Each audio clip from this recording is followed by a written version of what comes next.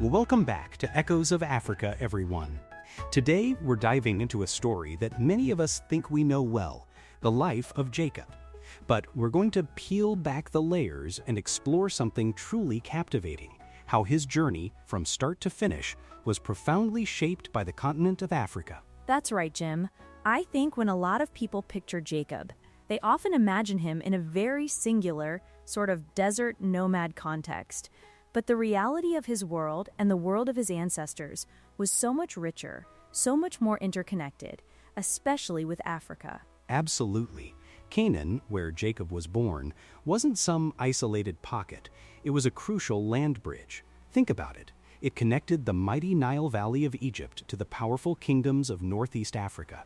For thousands of years, trade, languages, and entire cultures just flowed back and forth across these regions. Jacob's life, his entire story, unfolded within this Afro Asiatic world. An Afro Asiatic world, I love that term, because it really captures the essence of what we're talking about. It wasn't just the Near East or the Middle East. It was a crossroads where the deserts of Arabia met the life-giving rivers of Africa, creating this incredibly dynamic cultural melting pot. Exactly. And it starts right from birth. Jacob and his twin brother Esau were born into a family with deep roots. Their ancestor Abraham had already traveled through Egypt, interacting with African peoples there. So this connection wasn't new, it was foundational. And the language. I find this fascinating. Their household spoke a language from the Afro-Asiatic family. That's the same linguistic family that includes ancient Egyptian, Ethiopian Semitic languages, and so many others from the Horn of Afrika. So even their very way of communicating, their worldview, was tied into this larger African context. It's not just a subtle detail, it's a huge piece of the puzzle. It underscores how deeply intertwined these civilizations were. And right from the beginning, we see the struggle in Jacob's life. Wrestling with Esau in the womb, and Jacob holding Esau's heel as he emerged. A sign of things to come, you know? Right, that's such a vivid image. And as they grew up, this Afro-Asiatic influence continued. We know Jacob grew up in a region just buzzing with African trade and culture. Caravans, right? From Egypt and Kush constantly passing through, laden with spices, gold, textiles, and let's not forget, stories and ideas. Absolutely. Imagine the sheer volume of cultural exchange happening. Esau, the hunter, was probably interacting with different groups, learning about their tracking methods, their tools. Jacob, the shepherd, would have encountered people from various backgrounds along the trade routes, learning about animal husbandry, wool, the movement of goods. So even the way they made their living, their daily interactions, would have been touched by this broader world. And it's in this setting that we see Jacob acquire the birthright from Esau, and later receive the blessing from Isaac. It's a pivotal moment, setting him on a path that, almost inevitably, would lead him into even deeper contact with Africa. A path destined for it almost. And then, as he's fleeing from Esau, we get that incredible moment at Bethel, the dream of the ladder reaching to heaven. This vision didn't happen in a vacuum. It happened in a land shaped by both African and Near Eastern spiritual traditions. It's that crossroads again, isn't it? Ideas, symbols, beliefs, they traveled freely. So the symbolism of a ladder connecting earth and heaven, of divine promises, would have resonated in a broader spiritual landscape that included the rich traditions coming out of Egypt and other parts of Africa. God's promise to Jacob, land, descendants, protection, it's all part of this unfolding narrative within a deeply connected world. Exactly. And then Jacob journeys north to Haran, where he marries Leah and Rachel and fathers the children who become the 12 tribes of Israel.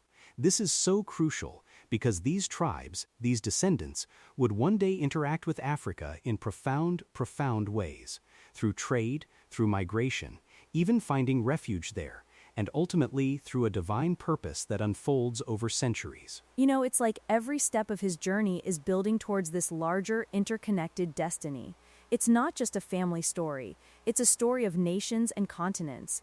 And then we have the powerful moment of Jacob wrestling through the night, where he receives his new name, Israel, one who struggles with God. That's a turning point for him personally, but it's also symbolic for the nation forming through him.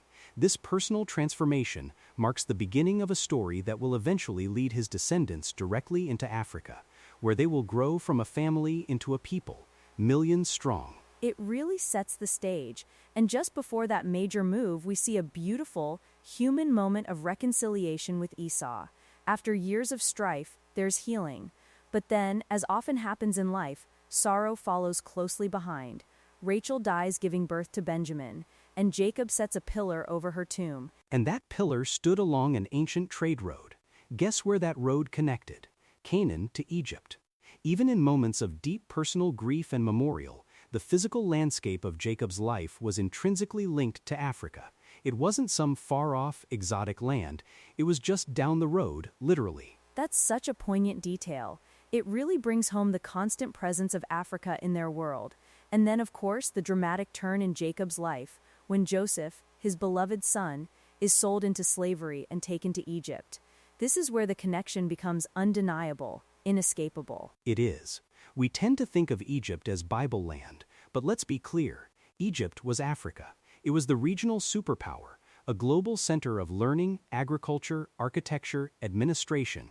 Its influence wasn't just local, it shaped the entire ancient world. For Joseph to go there wasn't just a relocation, it was an immersion into one of history's greatest civilizations. And it highlights how essential Africa was. When famine struck, where did Jacob send his sons for grain? To Egypt. Africa was literally the region's breadbasket, its storehouse, sustaining surrounding nations during times of crisis.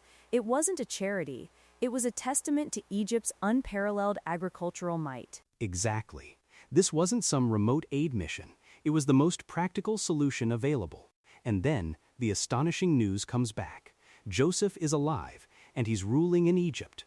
Jacob's heart, which had been so heavy, revived. Can you imagine the mix of shock, relief, and pure joy? Oh, it's such a powerful moment. And then, we get to what I think is one of the most significant moments in this entire narrative, Jacob's actual journey into Africa.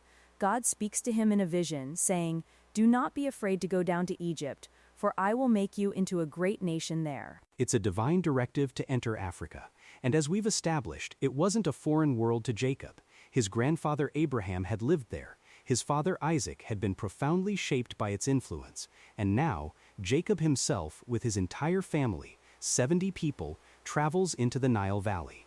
This is where the small family begins its transformation. And that reunion with Joseph. Joseph rides out in his chariot to meet him. Their embrace, full of tears, after all those years of separation and grief. Jacob's words, "Now I can die in peace, for I have seen your face again," just hit you right in the heart. It's the culmination of so much, and it all happens on African soil. A truly cinematic moment. And then, a scene that really underscores the spiritual and cultural exchange. Jacob, a shepherd from Canaan, stands before Pharaoh, the ruler of Africa's greatest empire, and Jacob blesses him. Think about the power dynamics there. It's profound. It really flips expectations, doesn't it? It's not the mighty Pharaoh blessing the humble patriarch, but the reverse. It shows this deep spiritual authority and mutual respect that was possible, a relationship between the people of Israel and the people of Africa that would continue for centuries, even through times of hardship. It absolutely does. And as Jacob nears the end of his life, his final blessings are steeped in this Afro Asiatic reality. He blesses Joseph's sons, Ephraim and Manasseh, who were born in Egypt. These are children of both Hebrew and African influence, a true blend of cultures. They represent the future, a future intrinsically linked to Africa. And then, Jacob blesses his 12 sons, speaking words that would shape the identity and destiny of the tribes of Israel. Even his final wish, to be buried in Canaan, the land of his fathers, ties into this journey. Indeed. And when he dies, the honor he receives is unparalleled. Joseph weeps over him, and Pharaoh himself honors Jacob with a royal funeral procession. Chariots, horsemen, officials, traveling all the way from Egypt back to Canaan. It's one of the most honored burials recorded in Scripture, a testament to the immense respect Jacob, and by extension his family, had gained in Africa. It's an incredible send-off. It really highlights the profound impact that this period in Africa had, not just on Jacob and Joseph personally, but on the emerging nation of Israel. It solidified a connection that would reverberate for generations. So when we look at Jacob's story, It's not just a journey through the desert. It's a testament to a vibrant, interconnected Afro Asiatic world where cultures, languages, and spiritual traditions converged. Africa wasn't just a backdrop, it was a central character in the unfolding drama of Jacob's life and the formation of a nation. Absolutely. It's a reminder that history is rarely as simple as we imagine it, and that tracing these overlooked connections enriches our understanding immensely. What a journey through an incredible tapestry of cultures and destinies. Thank you for joining us on this exploration. Thanks for tuning in, everyone. We hope this gave you a new perspective on a timeless story. Until next time, keep exploring the echoes of Africa.